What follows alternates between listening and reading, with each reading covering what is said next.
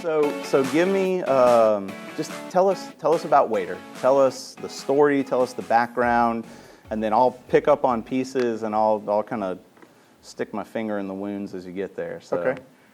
Well, I'll start off by saying, you know, most companies when they get started with a plan, or somebody's been working on an idea for a long time, or you know, and you decide, okay, now's the time. I'm just going to do this.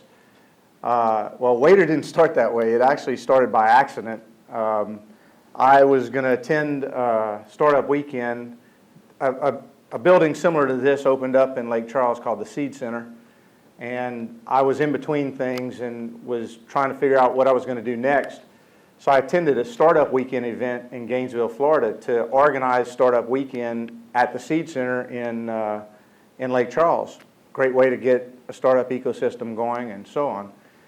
And I happened to join a team that built WAITR, a WAITR prototype, and we actually won the Startup Weekend competition. So Nice. On a Sunday night, we were judged the winners, and on Monday, I decided, well, now what do I do? I came here to learn about Startup Weekend. Now I've got this startup. Everybody thinks it's a great idea. It's a little bit of an offshoot from something I had done in the past. Sure. So do I go back to Louisiana and start this? And the first thought I had was I should stay in Florida because no one can start a successful startup in Louisiana. And that's the God's honest truth. I left Louisiana in 1991 to go work in technology. I moved to Dallas-Fort Worth, then moved to Silicon Valley for a while, and then moved to Europe for a while, all working in technology. Because in 1991, I was told, if you want to work in technology, you got to get out of Louisiana. Correct. So that was my first thought, and then I decided, well, no, let me go see if I could do this in Louisiana. And so I came back and started the company. All right, so I know a little bit about the kind of the pre-WAITR world. Can you tell us kind of even how the concept came to be, where the idea for this delivery model even came from? Yeah, so like I said, I was living in Dallas-Fort Worth in the early 2000s, 2003 to be exact. I got out of technology and got into the restaurant business because I thought, well, you know, boiling goes are so popular in South Louisiana, maybe I could make that work up here in South Lake, Texas. It's a suburb of the Dallas-Fort Worth area. And so I opened a place with my uncle, who's Acadia Crawfish in Crowley, called Crawfish City. And for 3 years, we sold crawfish, but what we found out real quickly is people didn't want to drive through. I mean, they wanted to come and sit down and eat, right? Correct. So that didn't really work out the way we had thought, and so I thought, well, you know, I bet people would want food delivered to their home, and so I started a concept called Moe's to Go, and it was order on the internet, and we'll deliver it to your door. We'll cook it and deliver it to your door.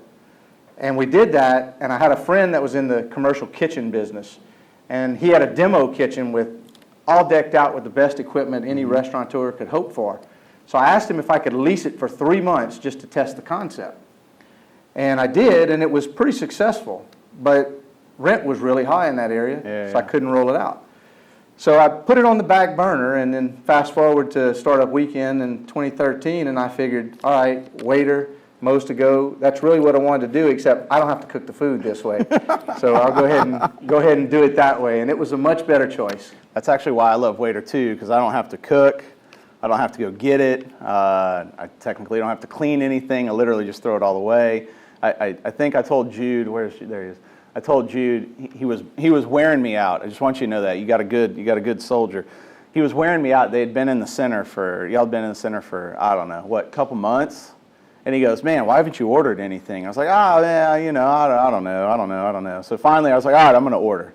Kid you not. So if I ordered on Friday, I ordered again on Sunday, then Tuesday, then Wednesday at lunch, then Wednesday at night. And I came in and I went, damn it, Jude, you ruined my life, man. And now my wife, the other night, she goes, hey, I'm going to be late at work, but don't worry, I just waitered. I love it's a verb now, right? I waitered dinner.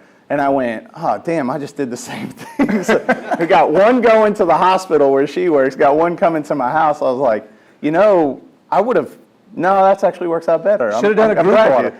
That's what we should have done. Absolutely. So it was beautiful. It was beautiful. So tell me about the startup weekend thing, because I feel like there's probably a pain point in there somewhere. When you won this thing, I'm assuming you won some money that went along with some fun seed money, some kind of prize, something like that, right? Yeah, that's what you would think. Startup Weekend is actually an event that's sponsored by Google, and it's put on all over the world. But you don't win money. It's a startup competition for you win legal services, accounting services, time in an incubator, different kinds of things that startups need to get started. Gotcha. We won those things. However, those were all in Gainesville, Florida. Correct. So we never were able to take advantage of them because Correct. I came back to Lake Charles, Louisiana. So, but that's what you win in those events. So we didn't have seed money to start with. Yeah. So we had to go figure out how we were going to get seed money. Now we had a great idea. Correct. We had people who told us, through the customer development stuff we did at Startup Weekend, that said, yes, we would order and we would buy from you. Sure. But now we had to go figure out really how to build a company. Correct.